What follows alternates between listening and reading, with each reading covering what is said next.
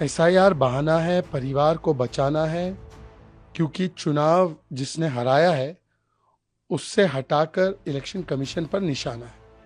ये एसआईआर के बारे में, दिस नॉट अबाउट एसआईआर, ये है सेव योर परिवार रैली, ये है संविधान पर वार करने वाली रैली।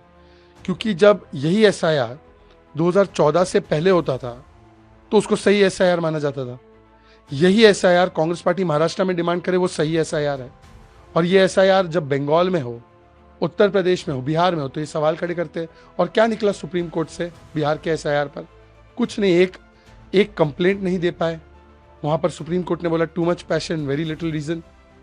और एसआईआर पर कांग्रेस का स्टैंड क्या? अभी तो मनीष तिवारी ने बोला कि एसआईआर तो करना ही अवैध है, असंवैधानिक है। तो क्या कांग्रेस के जमाने में असंवैधानिक एसआईआर हो रहे थे? Rahul Gandhi leader of propaganda बन चुके हैं। एलओपी का मतलब, एलओपी लीडर ऑफ प्रोपेगेंडा। उन्होंने इम्यूनिटी को लेकर, सीसीटीवी को लेकर और नियुक्ति को लेकर जो प्रोपेगेंडा फैलाया था, उसको पार्लियामेंट में जब गृह मंत्री जी ने डिफ्यूज कर दिया इस बॉम्ब को, तो वो पार्लियामेंट से भाग गए, लीडर ऑफ पलायन बन गए। तो वो ना सच देखना चाहते हैं, ना सच बोलना चाहते हैं, ना सच सुनना चाहते हैं। केवल आरोप लगाओ और भाग जाओ।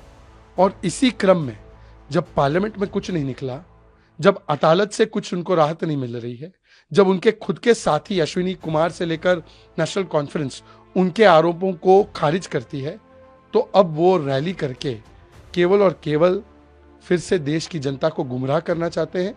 ये डी से डिफीट के बाद डी से डिनायल, डिल्यूजन, डिस्टॉर्शन और धमकी पर उतरा है। खिसियानी बिल्ली खंबा नोचे। कल राहुल गांधी या कांग्रेस जो रैली करने वाली है वो इस कहावत को चरितार्थ करती है। संसद के अंदर जिस तरह से माननीय गृह मंत्री श्री अमित शाह जी ने एक एक करके इनके सारे झूठे आरोपों को धोया है, स्पष्टीकरण दिया है और कागजों के साथ दिया है, तारीखों के साथ दिया है, और कैसे चुनाव आयोग का जो सुधार अधिनियम है जिस पर उन्होंने चर्चा करते हुए एक एक बात का जवाब दिया है, और राहुल गांधी को मुंह छुपा के वहां से भागना पड़ा अपने साथियों के साथ, चाहे वो मल्लिकार्जुन खड़गे हो या बाकी लोग हो।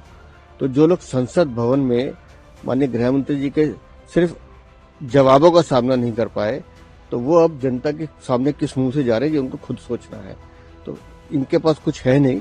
और जैसा माननीय गृह मंत्री जी ने कहा कि कांग्रेस का नेतृत्व इतना तथ्यहीन नेतृत्व है जिसके पास कोई लॉजिक नहीं है। तो जब तक कांग्रेस ढोना चाहे इनको ढोती रहे। कांग्रेस के पास में न विजन है और न इस देश के विकास की कोई सोच है।